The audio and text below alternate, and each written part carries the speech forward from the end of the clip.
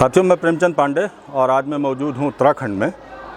और आज मैं आया हूँ एक स्कूल में, और ये स्कूल ऐसी जगह पर स्थित है कि यहाँ पे वन और वन्य जीवों की जो तादाद है वो भरपूर मात्रा में है। तो मैंने सोचा यहाँ के बच्चों से एक बार बात की जाए कि उनका जो ज्ञान का स्तर है, जो उनका नॉलेज का लेवल है वन और वन्य जीवों को लेके, उसको जानने के लिए और उनको कुछ बताने के लिए कि क्या इम्पोर्टेंस है फॉरेस्ट और वाइल्ड लाइफ का। तो आइए मिलते हैं उन बच्चों से, चलते हैं इस स्कूल में और बच्चों से बात करते हैं।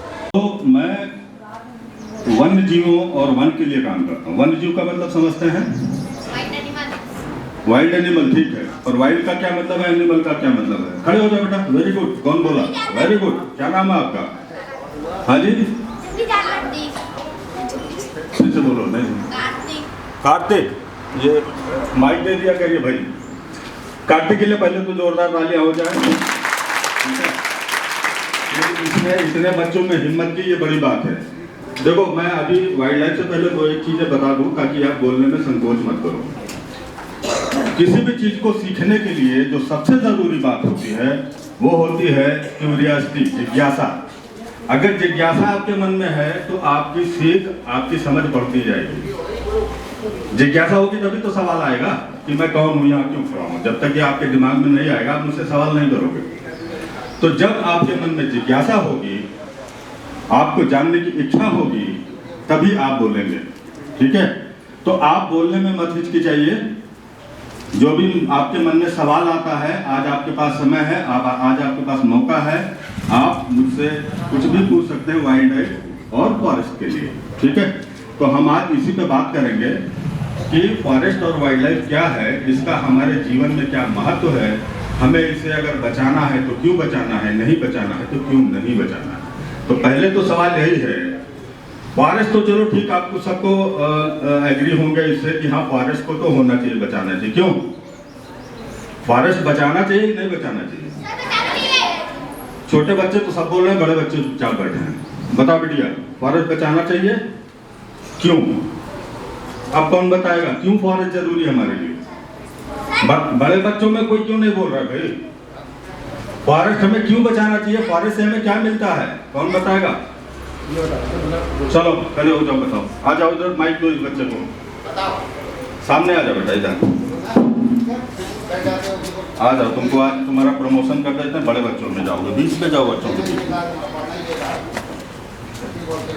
बताओ। हाँ बस ये रहो, बताओ। सर, हमें फॉरेस्ट जंगल इसलिए बचाना चाहिए क्योंकि उससे हमें कार्बन डाइऑक्साइड मिलती है। कार्बन डाइऑक्साइड मिलता है? ऑक्सीजन मिलती है। चलो कोई बात नहीं, मैं समझ गया तुम्हारा मन क्या था बोलने का और मुंह से दूसरा निकल गया, वो मैं समझ गया। ठीक है? कार्बन डाइऑक्साइड लेता है जंगल हमसे। पेड़ पौधे कार्बन डाइऑक्साइड जो हम छोड़ते हैं वो पेड़ पौधे हमसे लेते हैं और बदले में हमें क्या देते हैं? ऑक्सीजन। ऑक्सीजन, जिसके लिए अभी कोविड में देखा होगा, जब कोरोना चल रहा था, ऑक्सीजन के लिए मारामारी थी, ऑक्सीजन के लिए लोग मर रहे थे। याद है आप लोगों को कोरोना में क्या हो रहा था? सब ऑक्सीजन सिलेंडर के लिए भाग रहे थे, सबको ऑक्सीजन की कमी हो गई। तो ये है इंपॉर्टेंस हमारे वनों का, जंगल का। ठीक?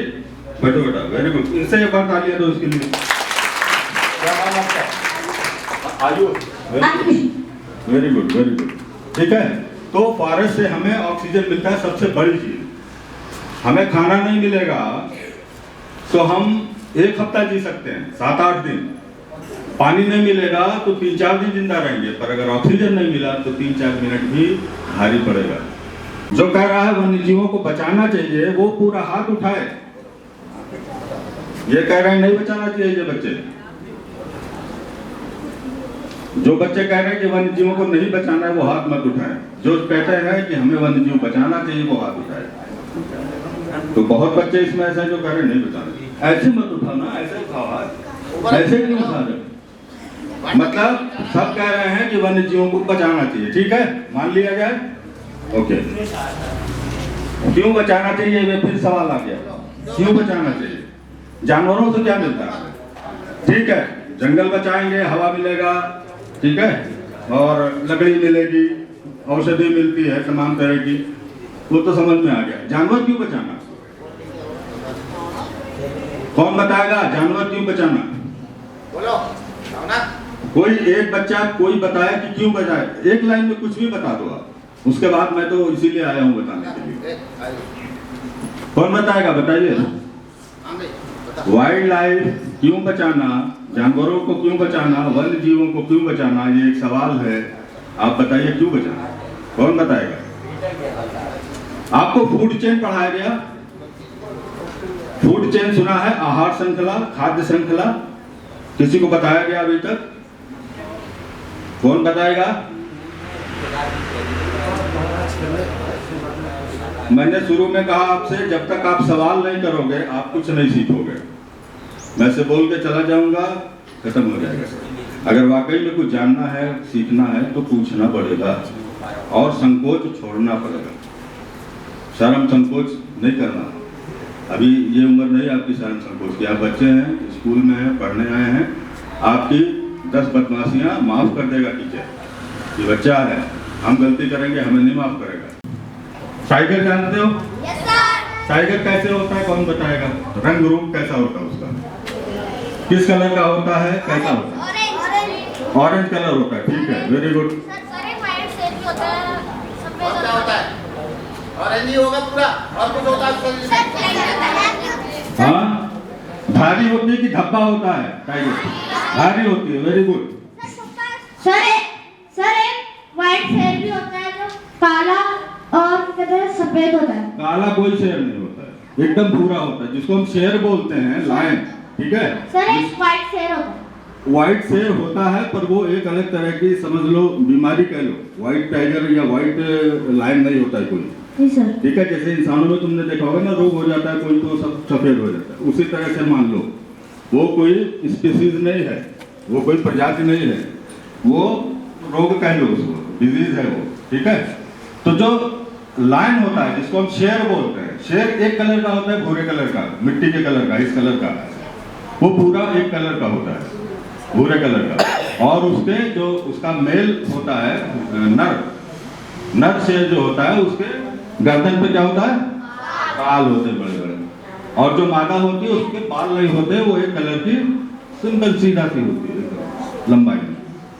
और जो टाइगर होता है वो क्या कैसे होता है, पीले रंग का होता है, नारंगी रंग का, और उस पर धारियां होती हैं।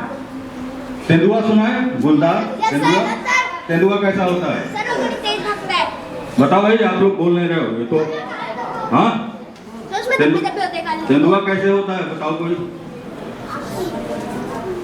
तेंदुआ भी पीले कलर का होता है पर उस पर धारी नहीं होती है, क्या होता है, धब्बा होता है, स्पॉट होते हैं, ऐसे धब्बे होते हैं, ठीक है। और चीता कैसे होता है, चीता क्या होता है, चीता इंडिया में है नहीं, ये बताओ पहले, यस सर। कहाँ पे है चीता, कहाँ है। चीता मार के खत्म कर दिया नवाबों ने, राजाओं ने, बहुत दिन हो गए, खत्म हो गए। अभी आपने सुना होगा हमारे प्रधानमंत्री नरेंद्र मोदी जी ने नामीबिया से कुछ चीते मंगाए थे, पूनो नेशनल पार्क में, वहाँ पे छोड़े गए हैं, पर वो अभी कहा नहीं जा सकता कि सरवाइव करेंगे कि नहीं करेंगे, वो अलग बात है। पर वही 4 से चीते जो विदेश से मंगाए गए हैं वही है। लायन है हमारे देश में, इंडिया में कहाँ पे है लायन, आपके कॉर्बेट में है, यहाँ कॉर्बेट में, कॉर्बेट में नहीं है लायन। लायन केवल इंडिया में गुजरात में है, वो है गिर फॉरेस्ट, गिर नेशनल पार्क है, वहीं पे केवल लायन है। लायन भी खत्म है इंडिया से, केवल वहीं पे जो बचे हैं। हमारे यहाँ क्या है, टाइगर। टाइगर क्या है, हमारा नेशनल एनिमल है, पता है आपको।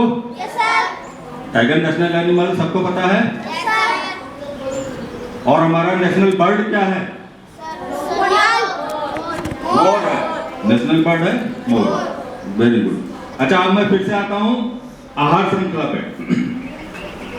जो भी हुआ कि क्यों बचाना है, वाइल्ड एनिमल को क्यों बचाना है, जंगल बचाना है समझ में आया, जंगली जानवरों को क्यों बचाना है वो समझना जरूरी है। लेपर्ड, लायन जो टॉप के प्रेडेटर हैं, जो शिकारी हैं, वो सबसे टॉप पे बैठे हैं, ठीक है। वो चेन, जो फूड चेन है, उसमें से एक भी कली अगर निकली तो वो चेन क्या होगा, बेकार हो जाएगा ना। उस चेन में आप मोटरसाइकिल के चेन से समझिए या आप साइकिल के चेन से समझिए, अगर बीच से एक टुकड़ा निकल गया तो क्या होगा, चैन किसी काम का बचेगा, वो देखने लायक रह जाएगा, काम नहीं करेगा। ठीक इसी तरह से वो चेन बना हुआ है खाने के लिए हमारी और सारे जानवरों की और पशु पक्षियों की और ये पेड़ पौधों की, सबकी एक दूसरे पे निर्भरता है, डिपेंडेंसी है। कुछ समझ में आ रहा है? कथा जैसे सुन रहे हो आप लोग? क्यों समझ में आ रहा है? अगर नहीं समझ में आ रहा तो पूछो, हाथ उठाओ। मेहमान हो, हम लोग तो निकल लेंगे, अब बचे आप लोग। ये जीवन अब आपका चलना है आगे लंबे समय तक, और वो तभी अच्छा होगा जब एनवायरनमेंट अच्छा होगा, पेड़ पौधे होंगे, नदियाँ होंगी, पशु पक्षी होंगे, सब रहेंगे, तभी हम खुश रहेंगे, तभी हम जिंदा रहेंगे। हमारा जीवन तभी तक है जब तक ये सब है, इसलिए हमें इनको संरक्षित करना है, इन्हें बचाना है। आप बताओ, कोई सवाल है आपके मन में? कोई कुछ पूछना चाह रहा है? हाथ उठाए और पूछे। कोई कुछ पूछना चाहे तो वो पूछ सकता है मुझसे, किसी भी तरह का वाइल्ड लाइफ से जुड़ा हुआ कोई भी सवाल। कोई मन में आपके जिज्ञासा हो, कोई सवाल। तुम बताओ बेटा, छोटे बच्चे, कोई चीज जानना चाह रहे हो? अच्छा एक चीज बताइए, सांप दूध पीता है? कौन कौन कहता है पीता है? हाथ उठाए। ठीक है, हाथ नहीं। अब कौन कहता है कि सांप दूध नहीं पीता है? कौन कौन कह रहा है? सब कह रहे हैं सांप दूध पीता है। क्यों बताओ बच्चों, तू बता बिटिया। शर्माओ नहीं, शर्माओ नहीं, शर्माओ की शादी कर दी जाएगी, घर चली जाओगी उसमें। बता जानकी, बताओ, तूने पिलाया? सांप दूध पीता है?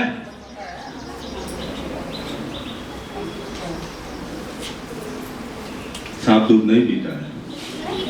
सांप दूध नहीं पीता बेटा, मैं बताता हूँ अभी क्यों नहीं पीता है। सांप दूध नहीं पीता है। हम जो खाते पीते हैं उसको कौन डाइजेस्ट करता है, हजम कौन करता है? एक एंजाइम होता है। उस एंजाइम से हमारा खाना या पानी या दूध जो भी हम खाते पीते हैं वो उस एंजाइम से हजम होता है। और सांप के पास वो एंजाइम नहीं है कि वो दूध को हजम कर पाए। सांप मर जाएगा अगर दूध पी लेगा तो। सांप मर जाएगा, 2-4 दिन में मर जाएगा अगर उसको जबरदस्ती दूध पिला दिया गया है तो। वो ऐसे तो पिएगा नहीं। और जो तुम लोगों ने देखा होगा कि सपेरे आके नागपंचमी में दूध पिलाते, वही तो वो अब जुर्म हो गया है, अब वो नहीं कर सकते ऐसा। इसीलिए क्योंकि ऐसा उन लोगों ने फैला दिया कि सांप दूध पीता है। सांप दूध नहीं पीता है। सांप की जीभ देखी है कैसे होती है? ऐसे जीभ निकालता है जब वो, तो 2 भाग में ऐसे बटी होती ना। अब बताओ कैसे सांप दूध पिएगा? कुछ चीज शक करने के लिए, चूसने के लिए क्या चाहिए? जीभ। बछड़ा होता है अपनी माँ का दूध पीता, कैसे पीता है? खींच के पीता ना जीभ से। कैसे पिएगा सांप? दूसरा, जबरदस्ती किसी तरह से उसको पानी समझ के पिला भी दिया गया तो वो मर जाएगा। इसलिए सांप दूध नहीं पीता। आज से दिमाग से निकाल दो कि सांप दूध पीता है, नहीं पीता है। ये सब बेकार की बातें हैं जो हमें बताया गया बचपन में, ये गलत है। सांप दूध नहीं पीता है, सांप दूध नहीं पी सकता है। आज से दिमाग से निकाल दो। बिच खोपड़ा कहीं कहीं बोलते हैं, बिच खापड़ बोलते शायद, उसको जहर होता है, विष होता है उसमें? नहीं होता है। यही सब तो है। उसके पास जहर नहीं होता है। छिपकली के पास कोई जहर थोड़े होता है। जो जहर की ग्रंथि होती है, ग्लैंड होता है पॉइजन का, वो उसमें नहीं होता, नहीं पाया जाता। ठीक है, उसमें जहर नहीं होता है। लेकिन जो बैक्टीरिया होते हैं उसके वो नुकसानदेह होते हैं। मान लो कहीं आपका कटा वटा है और वहां पे उसका लार जो सलाइवा है अगर वो लग गया तो वो इन्फेक्शन करेगा, क्योंकि वो बैक्टीरिया नुकसान कर सकता है, करेगा। लेकिन उसके पास जहर नहीं होता कि काट लिया सांप जैसा और वो मरेगा, ऐसा नहीं है। दूसरा, हर सांप में जहर नहीं होता, आपको पता है? सारे सांप जहरीले नहीं होते। कुछ ही सांप हैं जो जहरीले होते हैं, जो हमारे यहाँ पाए जाते हैं। लेकिन हम क्या करते हैं, कोई भी सांप दिख गया और मार देते हैं, ये गलत है। उनकी भी इंपॉर्टेंस है, उनका भी महत्व है इस इकोसिस्टम में, इस पारिस्थितिकी में। इस पारिस्थितिकी में कोई भी ऐसी चीज नहीं है जो नेचर ने दिया है वो फालतू हो। फालतू कुछ नहीं, सब काम का है। हमें लगता है कि ये चीज हमारे काम का नहीं है, लेकिन ऐसा कुछ नहीं। मैं आपको एक उदाहरण देता हूँ गिद्ध का। गिद्ध जानते हैं? वल्चर देखा आप लोगों ने? गिद्ध अभी तो दिखते ही नहीं है, कम हो गए हैं या खत्म होने के कगार पे हैं। उसके गिद्ध के गायब होने से, खत्म होने से क्या हो रहा है कि जो हमारे घर के जानवर मरते हैं, गाय भैंस, वो हम कहीं डाल के आते हैं और वो महीनों सड़ता है, उससे रोग फैलता है, बदबू आती है। एक समय था जब मैं आप जैसा था, तो जब भी कोई जानवर हमारे घर का मरता था, हम उसको दूर कहीं खेत में डाल आते थे और ऊपर गिद्ध मंडराते रहते थे। जैसे वहां से आदमी हटता था, उसकी खाल निकालता था, खाल एक आदमी उसकी निकालता था और वो छोड़ के चला आता था, और गिद्ध नीचे आते थे सैकड़ों की संख्या में, और वो 15 से 20 मिनट में सारा जो मीट होता था, गोश्त, वो खा जाते थे, केवल हड्डी बचती थी। फिर मैं देखता था 4 दिन बाद एक आदमी साइकिल लेके आता था, हड्डी भी ले जाता था। तो क्या होता था कि चमड़ा काम में आ गया, मरने के बाद चमड़ा काम में आ गया, हड्डी काम में आ गई, और मांस उसका काम में आ गया, और सफाई हो गई। एक पक्षी का इतना इंपॉर्टेंट था। तो इसी तरह से जैसे हमारा शरीर है, हमारे शरीर में कोई भी चीज फालतू आपको लग रही है, ये नाक यहाँ पे लगा दी जाए, हो पाएगा? ये कान यहाँ पे लगा दिया जाए, हो सकता है? नहीं हो सकता। या कोई चीज हटा दी जाए, नहीं हटा सकता। आज तक मेडिकल साइंस ने इलाज चाहे जो किया हो, हमारा हृदय निकाल के आपको लगा देंगे, हमारी किडनी आपको लगा देंगे, लेकिन नई किडनी नहीं बना पाएंगे, ब्लड नहीं बना पाएंगे। हमारा ब्लड ही आपको चढ़ेगा, आपका ब्लड हमें चढ़ेगा। ब्लड नहीं बना सकते, किडनी नहीं बना सकते, आंख नहीं बना सकते। हमारी आंख आपको लग जाएगी, आपकी आंख हमें लग सकती है, पर आंख नहीं बना सकते। तो जो नेचर ने दिया है वो कंप्लीट एकदम फिट मॉडल है। कार जैसा नहीं है कि नया मॉडल आ गया, एक ही मॉडल है जो शुरू से अभी तक चला आ रहा है और चलता रहेगा, इसमें कोई चेंज नहीं होने वाला। इसी तरह से ये एनवायरनमेंट है, इसमें कुछ भी फालतू नहीं है। अब हमें लगता है बाल क्या, यहाँ मूछ क्यों आ गई, क्या काम है मूछ का? पर है, कोई काम है उसका। कान में भी थोड़ा थोड़ा बाल होता है, नाक में भी थोड़े बाल हैं, तो इन सब का कारण है ना, कुछ हटा नहीं सकते। ये सब इसी काम का है। इसी तरह से आप हमारी समझ में नहीं आ रहा नाक में बाल क्यों है, पर उसका कोई काम है, धूल को रोकता होगा, कुछ भी करता होगा। उसी तरह से इस इन्वायरमेंट में, इस इकोसिस्टम में, इस पारिस्थितिकी में कुछ भी ऐसा नहीं है जो फालतू हो या किसी काम का ना हो। सबका अपना यूज है, बेशक हमें ना समझ में आता हो कि इसका क्या यूज है, पर उसका सबका यूज है। इसलिए उन सारी चीजों को हमें संरक्षित करना है जो इस नेचर में है, जो नेचर ने हमको दिया है। जब तक ये है तभी तक हमारा जीवन है। इस पर भरोसा करो और इस मुहिम को, इस कैंपेन को आगे बढ़ाओ। क्यों? क्योंकि ये आने वाला भविष्य, आने वाला समय आपका है, ये आपको इधर सोचना होगा। किसी को कोई सवाल करना है तो करे, नहीं तो मैं खत्म करूंगा इसको, ठीक है? किसी के मन में कोई सवाल, आज आपके पास मौका है, रोज नहीं मिलेगा आपको। अगर कुछ पूछना चाह रहे हैं तो पूछिए, नहीं तो इस कार्यक्रम को यहाँ खत्म करें, ठीक है? चलो खुश रहो, खूब बड़े हो जाओ, खूब नाम करो।